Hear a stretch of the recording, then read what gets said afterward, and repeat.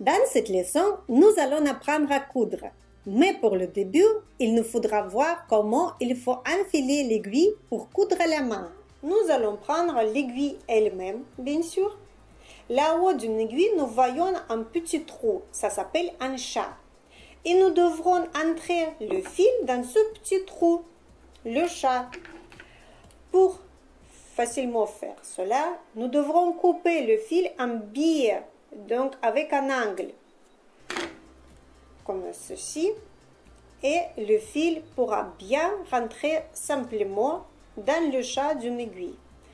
Je vais vous dire encore un petit plus, si vous allez mouiller avec votre salive, vous allez prendre dans votre bouche, et là vous avez beaucoup plus de chances de rentrer de suite le fil dans l'aiguille. Si le chat de votre aiguille est trop petite ou vous n'arrivez pas de rentrer le fil assez simplement et rapidement parce que peut-être vous voyez mal ou d'autres cas, vous pouvez faire appel à l'aide d'un enfile-aiguille. Celui-là, vous rentrez dans le chat de l'aiguille.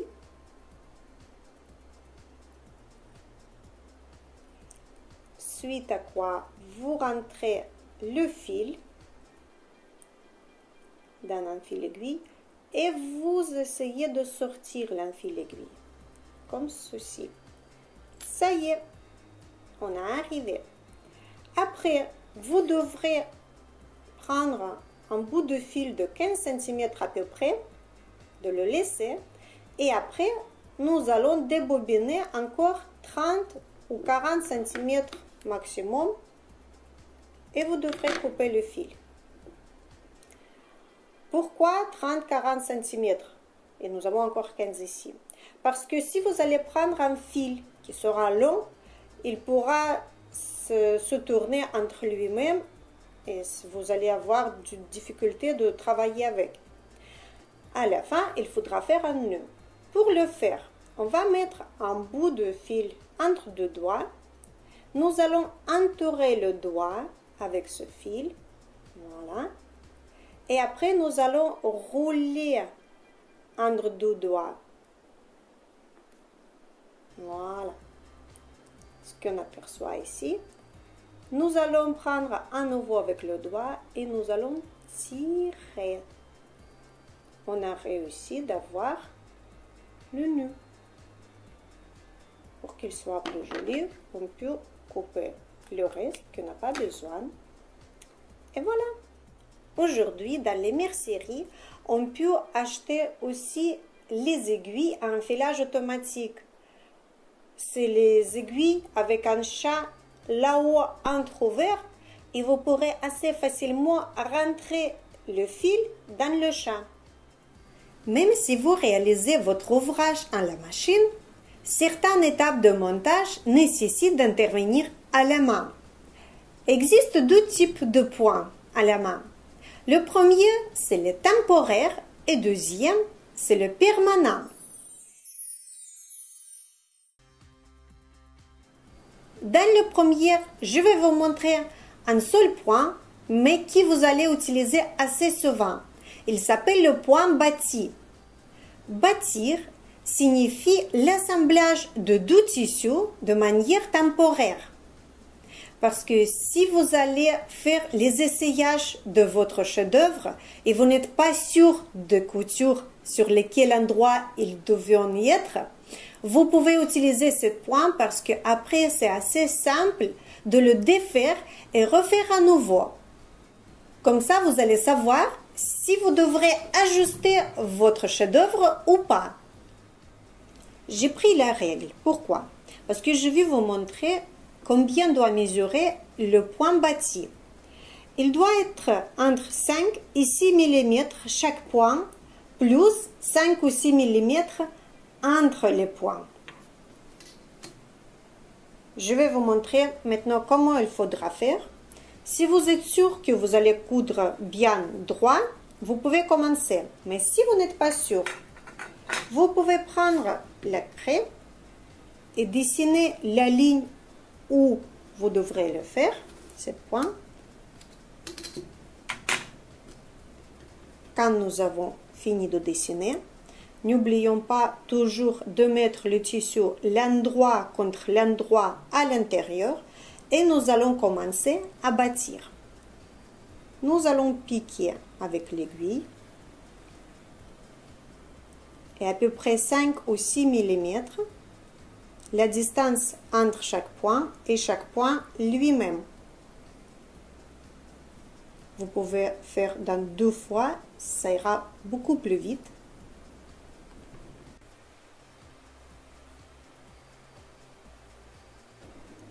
Et nous allons finir notre point de bâti toujours en faisant le nœud de même côté qu'au début. Et pour faire le nœud, il y a certains couturiers qui font en rentrant deux tissus et en prenant une boucle et en tirant.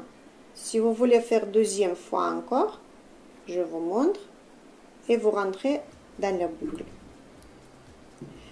Moi, je n'utilise pas cette méthode parce que je ne fais pas trop confiance. Qu'est-ce que je fais? Je prends le fil, j'entoure entre deuxième main et je rentre l'aiguille de l'autre côté pour former un cercle. Je ramène ce cercle vers le bout où il nous faut pour le tissu et je tire. Comme ça, j'obtiens un nœud qui va se tenir bien. Si je veux renforcer, je fais encore deuxième fois. Je fais une boucle. Je rentre l'aiguille de l'autre côté pour former un cercle. Je tire sur le cercle légèrement et après j'appuie avec le doigt et je tire l'autre main avec l'aiguille et le fil. Voilà, j'utilise cette manière parce que je fais plus de confiance. Et nous coupons le fil. Notre point de bâti est fait. Pourquoi, vous allez me demander, il y a les grands points? Parce que c'est provisoire cette couture. Et quand nous allons défaire cette couture, ça sera beaucoup plus simple. Regardez, nous allons couper. Et de l'autre côté, nous allons simplement tirer. Et il se défait. Comme ça, nous pourrons refaire à nouveau s'il nous faudra ajuster notre ouvrage. Après, n'oubliez pas de prendre les fils contrastés toujours de votre tissu parce que vous allez repérer assez facilement quand vous allez coudre après les points définitifs à la machine. Ces points temporaires, vous pourrez assez facilement voir pour enlever. Parce que si vous allez faire un point temporaire en couleur jaune, si notre tissu est jaune, et vous allez faire le point définitif en couleur jaune aussi, vous aurez un peu de souci pour trouver votre fil et pour enlever. On peut faire encore le bâti en utilisant les épingles. Vous pouvez faire à la main, mais moi personnellement, je ne fais plus à la main, je fais grâce aux épingles. C'est beaucoup plus rapide et beaucoup plus simple. Je vais vous montrer comment ça marche en faisant une ligne bien droite. Et nous allons piquer de deux côtés et deuxième côté de notre ligne droite. Ici, ça sera notre couture. Et à peu près 1,5 cm pour les tissus fins ou pour les tissus plus épais, on peut faire plus large. Et voilà notre point de bâti, mais en utilisant les épingles. Cette méthode elle est beaucoup plus rapide et on utilise plus souvent en couture.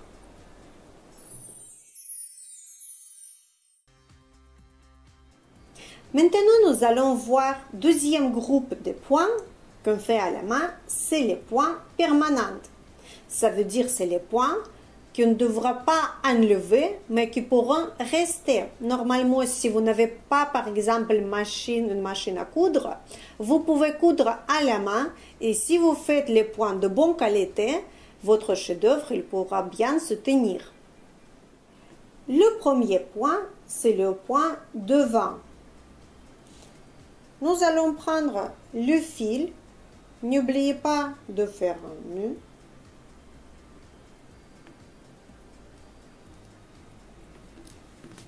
Si pour le début, vous avez des difficultés pour faire bien les lignes droites, vous pouvez dessiner le petit chemin grâce à la règle. Et n'oubliez pas de mettre toujours l'endroit contre l'endroit à l'intérieur. Et nous allons commencer. Nous allons piquer d'en bas et nous allons faire les points à peu près de 3 mm. C'est le même point que le point bâti, juste la différence que les points sont plus petits, chaque point, et entre les points aussi.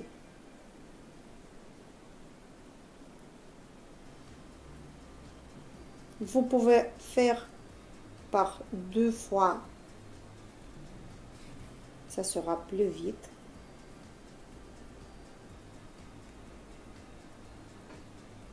Nous allons ramener le fil du même côté où il y avait notre point pour pouvoir faire le nœud et finir la couture.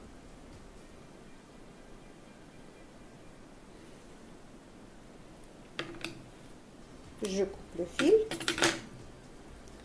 et voilà notre point devant.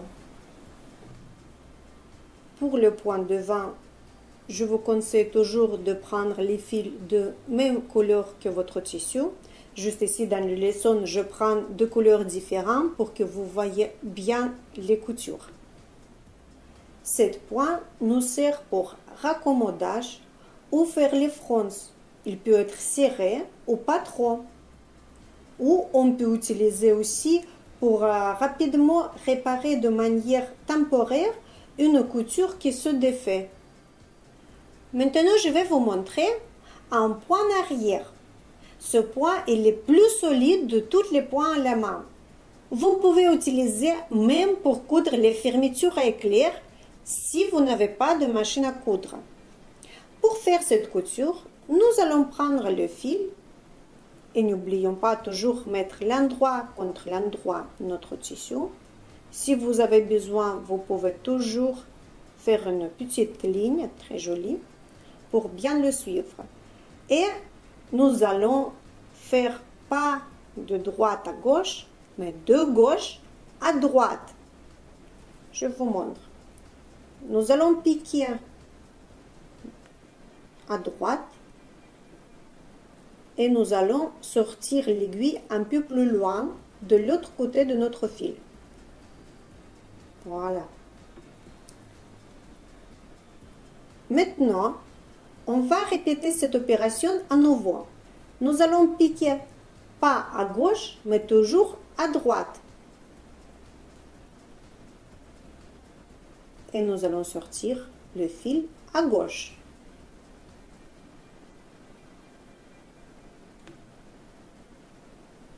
Et à nouveau. Ce point, il est plus durable, il est très costaud, que j'utilise souvent.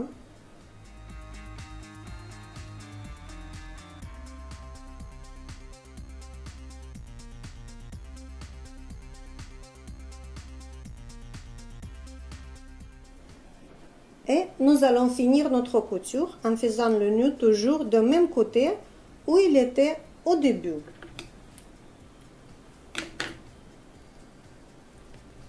Voilà notre couture et ce qui nous donne de l'autre côté. Ce point, il est assez costaud. Si on tire, vous voyez, ça ne se déchire pas. Si pour vous plus pratique, vous pouvez toujours utiliser le dé de couture. Moi, personnellement, j'ai pris d'habitude ça, mais vous pouvez utiliser, c'est très pratique. Pour pouvoir bien piquer l'aiguille entre les 2 couches de tissu. Maintenant, je vais vous montrer un point qui s'appelle surfil. Si vous ne pouvez pas surfiler en utilisant la machine à coudre, vous pouvez toujours de bien le faire à la main. N'oubliez pas de mettre l'endroit contre l'endroit à l'intérieur. Et nous allons piquer d'en bas vers le haut, à peu près 3-4 mm du bord de notre tissu.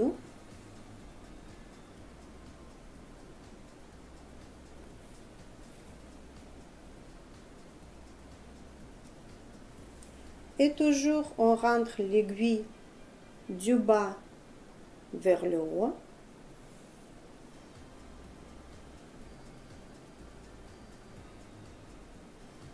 C'est un point de surfilage simple que j'utilise pas personnellement parce qu'il n'est pas très costaud et il se défait assez rapidement. Mais bon, vous devez le connaître pour savoir qu'il existe. Et pour finir, nous allons faire la dernière boucle et nous allons piquer l'aiguille du même endroit où nous avons piqué précédemment. Et juste une fibre à côté, nous allons repiquer vers arrière et nous allons finir notre couture en faisant le nœud. C'est important.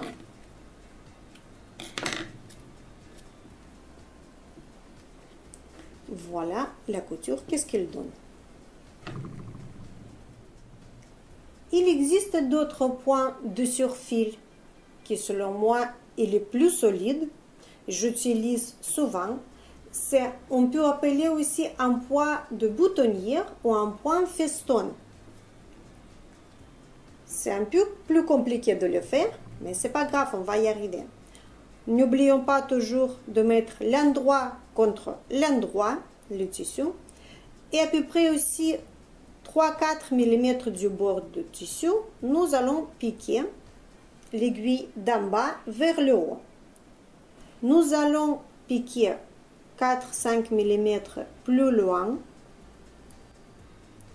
et nous allons tirer pas jusqu'à la fin, mais dans cette petite boucle, nous allons rentrer l'aiguille. Ça se forme une petite boucle et nous allons continuer comme ça jusqu'à la fin. Nous entrons l'aiguille un petit peu plus loin. Nous voyons cette petite boucle. Nous entrons l'aiguille dans cette petite boucle et on tire. Et on continue à nouveau. Toujours dans la petite boucle. Et à nouveau.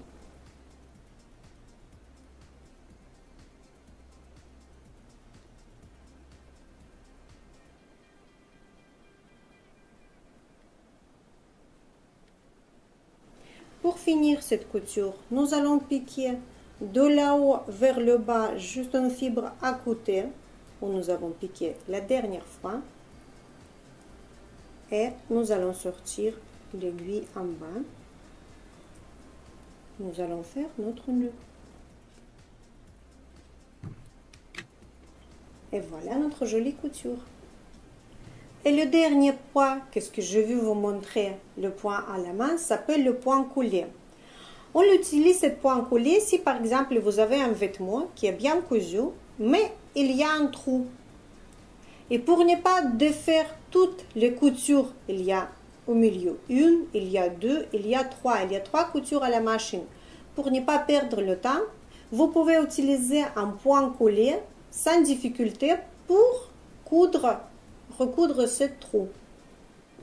Surtout, n'oubliez pas de prendre le fil de même couleur que votre tissu. J'utilise le fil bleu toujours pour que vous voyez comment ça se passe la couture. Et nous allons le faire. Pour cela, vous rentrez bien l'aiguille avec le fil au début de notre trou, dans une ou deux petites fibres de tissu.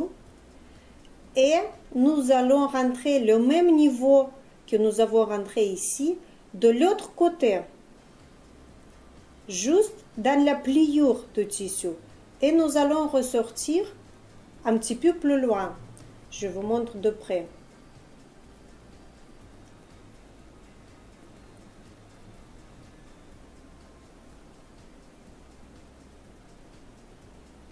Quand nous avons fait ce point, nous allons remettre l'aiguille de l'autre côté, juste dans le bord aussi de la couture, de la déchirure, pardon.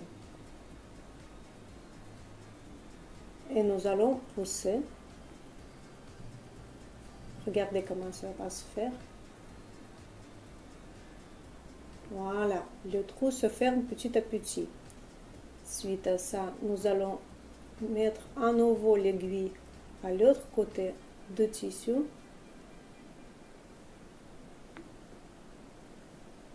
Bon, ici, vous voyez avec le fil bleu, mais quand vous faites avec le fil de même couleur que votre tissu, vous n'allez pas voir du tout cette couture. Voilà. Et on ferme assez bien en tirant le fil. Nous allons continuer.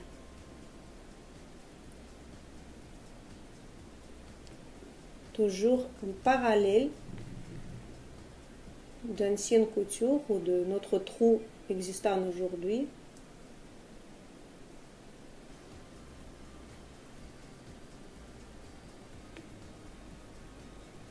Et toujours nous allons entrer le fil de l'autre côté du trou à même niveau que le fil il était sorti.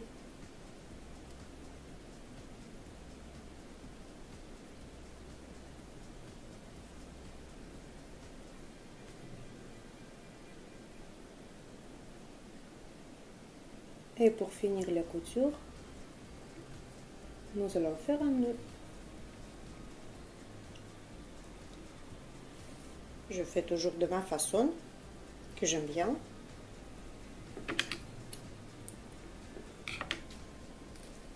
Et maintenant, vous voyez, la couture, elle était faite même avec les fils bleus, mais on ne les voit pas.